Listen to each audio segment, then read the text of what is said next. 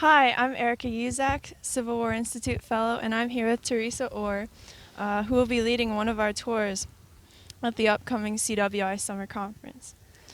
Teresa Orr was raised in Missouri and Oklahoma, and after her high school graduation, she enlisted in the United States Navy, serving 3 years on active duty and 27 years in the reserve.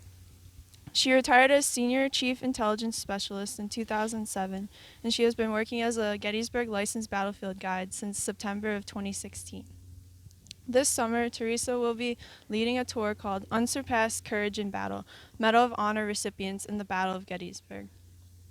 So, one of the things I wanted to ask you about is, why did you pick this spot in the battlefield? Could you tell us a little bit about what happened here and how it relates to one of Sure. your topics in the tour? So when I was picking the recipients to do my tour, I was looking for ones that people wouldn't necessarily know about.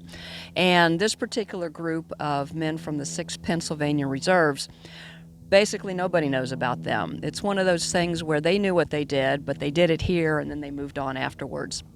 And it's not until many years later that they even start to talk about it. Somebody thinks, well, this seemed like it was worthy of the Medal of Honor. And so applied for it, which was kind of an odd thing that you apply for the Medal of Honor, but that's kind of how it worked back then. And, one person was initially awarded it, then 5 more afterwards that were part of this action here. But it was one of those unique things that you don't hear much about. And I heard about it by reading a blog post by one of the park rangers, John Heiser, the park historian. And it just seemed unique to me, something that I figured the average Gettysburg person, even a Gettysburg nut, is not going to know about. So that's one of the reasons I chose it. Okay. And I know before you pointed out the monument over there. Could you tell us a little bit about how that monument relates to it, how Sure. it was erected and everything? Okay, so the Pennsylvania Reserves come onto the field from behind Little Round Top towards the end of the action in this area on July 2nd. All of the 3rd Corps units that were in the wheat field have left. The 2nd Corps units that came in to help them, they have left. The U.S. regulars have gone into the wheat field. They're now pulling back, and now it's time for the Pennsylvania Reserves to do their thing. And they're coming down the slope a Little Round Top, beginning to head up the other side towards the wheat field, when Sergeant George Mears of the 6th Pennsylvania Reserves, the regiment that's on the very right end of the line, notices that some of his men are getting hit and falling, and it's coming from the right. And he looks off to his right. There's a log house in the distance, and he sees puffs of smoke coming out of that log house, and he realizes there's the enemy in that building. So he goes to his captain, lets him know what's going on. Well, the 6th Pennsylvania Reserves is busy heading towards the wheat field. So Sergeant Mears is going to gather together 5 other men, and they're going to charge that log cabin, burst into the door. They're going to take those men prisoner. And there were 12 or more Confederates in there. So 6 guys go and capture 12 or more Confederates. Send them behind the line, they become prisoners, and the 6th PA Reserve goes on to finish their work that day in the wheat field. By the end of the day, the Pennsylvania Reserves are stretching from north to south along the edge of the wheat field. And where you see their monument in the distance over there, like most of the monuments, the Union monuments here, that represents the center of their line on the night of July 2nd and on into July 3rd. So that will be where they place their monument. They would have extended to the left and right of that. Probably their left was about up to the Wheatfield Road that passes here. And, like many of the monuments here, it's kind of out in the woods. Hardly anybody ever sees it because there's no place easy to park to get to it.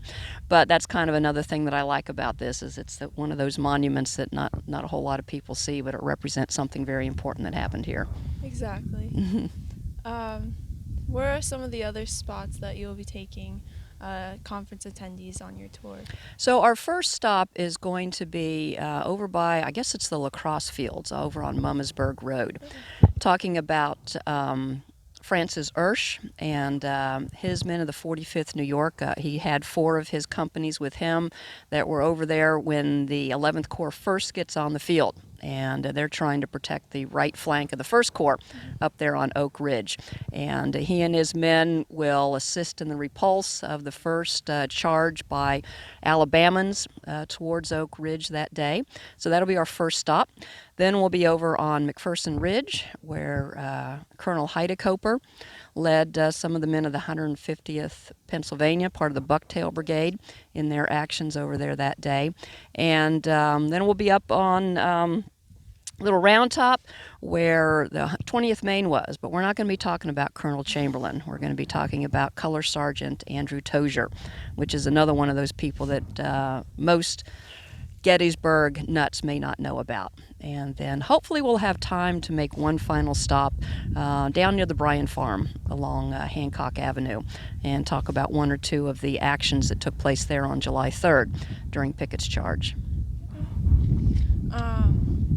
What is one thing that you enjoy most about giving battlefield tours here? Part of it's the different people you meet, and oftentimes somebody comes here that somehow I've got a connection to. They're from Missouri, or they're from Oklahoma, or I just had somebody recently that lives in Hawaii, where I did my active duty time. I've met people from other countries, but also for me a lot of times it's just the unique things. They've got a connection to Gettysburg, an ancestor that fought here, or they've got a big interest in something in particular, and being able to learn more about that and then spread that information to somebody else. I like doing special tours because I get to learn something new too. Is there anything else that you think CWI attendees should know about your tour, or anything you would like to add? Just that I wanted to cover ones that people don't normally know about. We know Sickles got one. We know Lieutenant Cushing got one. We know Colonel Chamberlain got one. But what about those other people behind the scenes that did heroic actions? If you'd like to learn something new, I think you might find something new on this tour.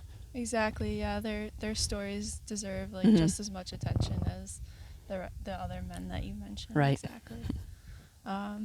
So, for the summer, Teresa Orr will be leading her tour, Unsurpassed Courage in Battle, Medal of Honor recipients at Gettysburg.